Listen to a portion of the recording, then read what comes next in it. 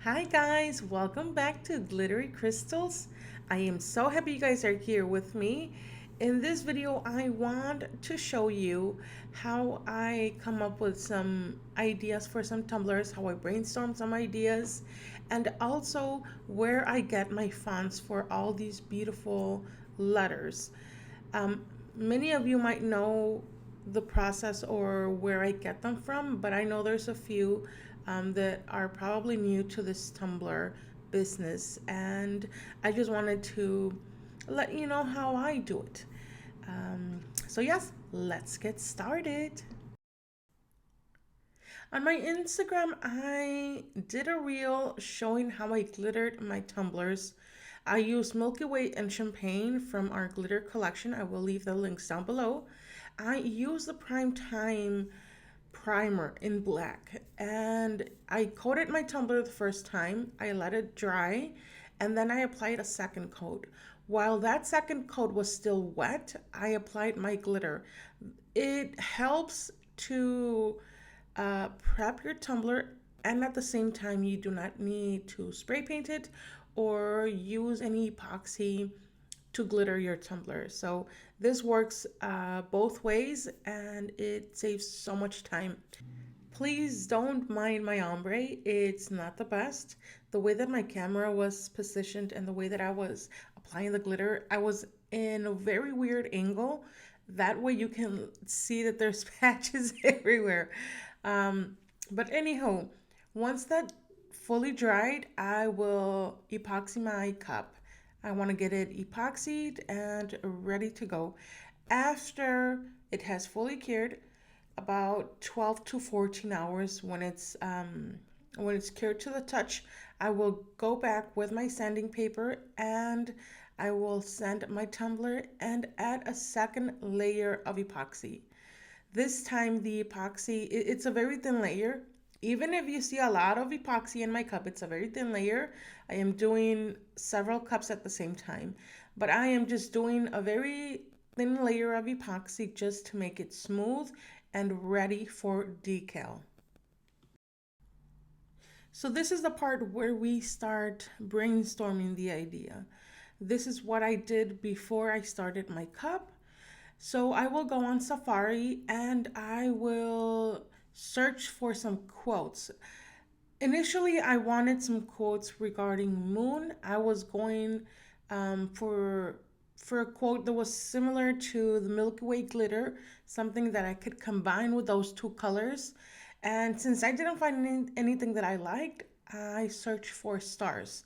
As you can see, I just go on Google and I search all these quotes. Sometimes when I see quotes and I see like the background or the picture of it, it gives me an idea of my next cup. So once we have chosen a quote, I will save the image to my desktop and I will go to defont.com. This is where I get all my fonts. This is the only place that I go to. I have a few other that I have purchased from a different website, but this is mainly where I get all my fonts. As you can see, there's thousands and thousands of fonts that you can choose from. There's different styles, different thickness of lettering. And what I do is that I open the image where my quote is. That way I can kind of brainstorm an idea of how I want my letters to look like.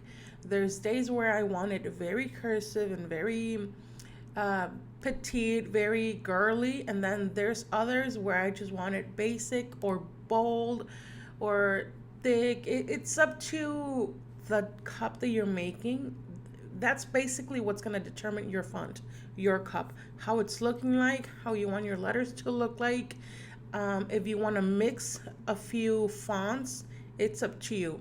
But once you have the font that you like, you will click download. Once you download, you will save it on your desktop. I want to add a parenthesis on here on this section. You need to read before you download your font, you need to read the instructions from the owner. If it's only for personal use, which is in my case, you are allowed to download it and use it. But if you are going to use this font for commercial, let's say you have a Tumbler business and you are actually going to make a profit off of this font with your cups, then you do need to buy a commercial license. Be very careful. They can find out, I don't know how, but if they find out that you're using their font without a commercial license, you can get sued. So that's just a disclaimer for you.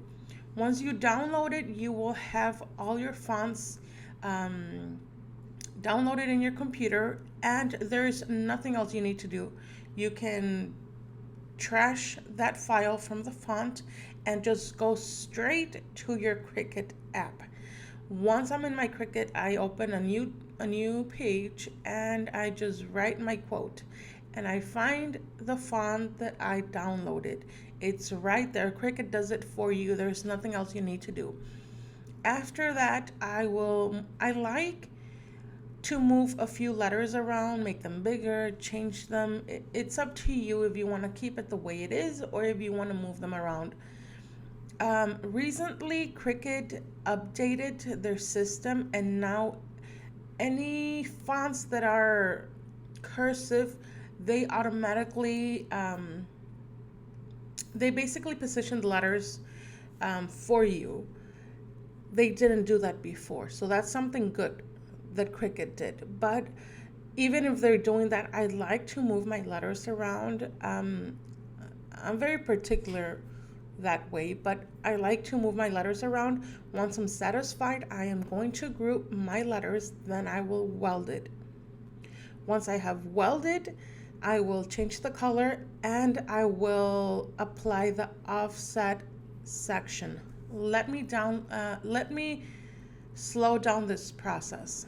So you will click on offset and you will change the size of the thickness of the offset. You will change the thickness, and it's a hit and miss. It depends how thick or how thin you want the outer part or the outline of your letters.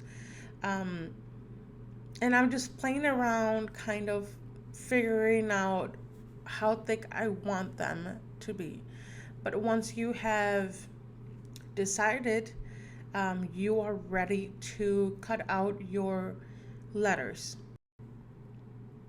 So I will go and cut both vinyls, but I will cut them in the same mat. I will choose which mat I will use, and as you can see here, I will drag the yellow vinyl to the gray vinyl. This way I can cut both fonts or both designs in the same mat. Just make sure that the yellow vinyl goes on the bottom and the outline gray goes on the top. Now that we have our vinyl cut and ready to go, I have layered my vinyl. As you can see, I used gold instead of yellow. And yes, I am using this popsicle stick to kind of see if I'm not that off with where I positioned my vinyl. And as you can see here, I was kind of rushing, which I shouldn't have done. But the R and the S from stars kind of got wrinkled. But luckily, I was able to lift it without pressing it too into the cup.